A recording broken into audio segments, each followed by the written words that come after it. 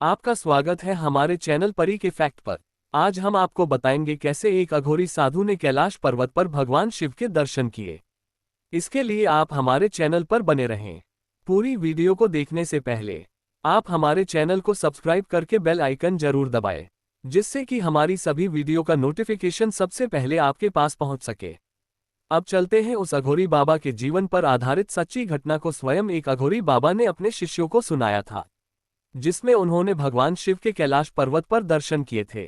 बहुत साल पहले की बात है। एक अघोरी बाबा जिसका नाम अघोरनाथ था, उनकी उम्र उस समय 60 वर्ष थी। एक दिन मेरे साथ एक घटना घटी। उस समय मैं एक शमशान में रहता था। मैं शाम के समय ध्यान में लीन था। चारों तरफ शमशान में चिताएं जल रही थी और धुंध छाई हुई थी। अचानक मौसम खराब हो गया। बादल गरज रहे थे। फिर कुछ समय बाद एक आवाज सुनाई दी। वह मुझे बुला रही थी। मैं उस आवाज के पीछे पीछे चलते हुए कैलाश पर्वत के पास पहुंच गया। फिर वह आवाज आना बंद हो गई। चारों तरफ सन्नाटा छाया हुआ था। फिर वहां हिमालय पर कड़ाके की ठंड और बर्फ पड़ रही थी। मैं मानसरोवर झील के पास जाकर बैठ गया। फिर मैंने ध्यान करना शुरू कर दिया। मैंने ध्यान करना शुरू किया तो शिव भक्ति के कारण मेरी ठंड दूर हो गई। उस दिन टेम्परेचर भी 0 से नीचे था। ठंडी हवा चल रही थी। तूफान भी आ रहा था, पर मैं ध्यान में लीन था। कुछ समय बाद फिर वही आवाज आने लगी जो ऊपर कैलाश पर्वत से आ रही थी। फिर मैं ध्यान छोड़कर उस आवाज के पीछे जाने लगा। मेरे पैर पूरी तरह बर्फ में दस गए थे और ऐसा लग रहा था कि मैं बर्फ में दबा जा रहा हूं। पर मैंने उस आवाज का पीछा नहीं छोड़ा। कुछ समय बाद तेज बर्फीला तूफान भी आया। ऐसा लग रहा था जैसे कि तूफान मुझे उड़ा ले जाएगा, पर मैंने आगे बढ़ाना बंद नहीं किया। मैं उस ओम की आवाज के पीछे पीछे चलता रहा। ऐसा लग रहा था जैसे कि ऊपर चढ़ते चढ़ते मेरी उम्र भी बदल रही हो और जवानी आ रही हो। मेरे पैर और शरीर बुरी तरह टूट रहा था, पर मैंने ओम की आवाज के पीछे चलना नहीं छोड़ा। धीरे धीरे मैं कैलाश पर्वत की चोटी की तरफ बढ़ रहा था।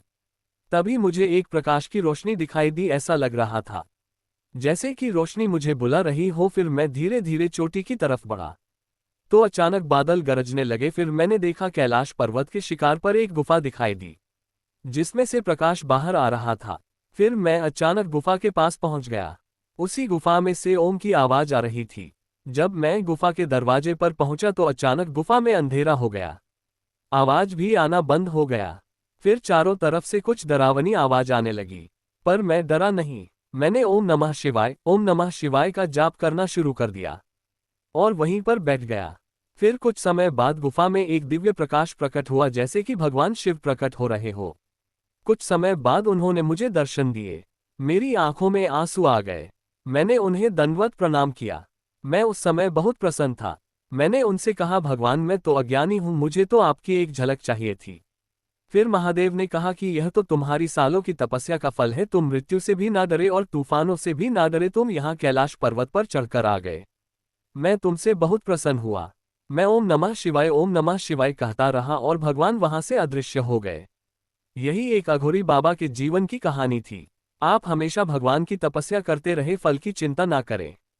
एक न एक दिन आपको भगवान के दर्शन अवश्य होते हैं। हमें इस अघोरी साधु की कहानी से यही सीख मिलती है।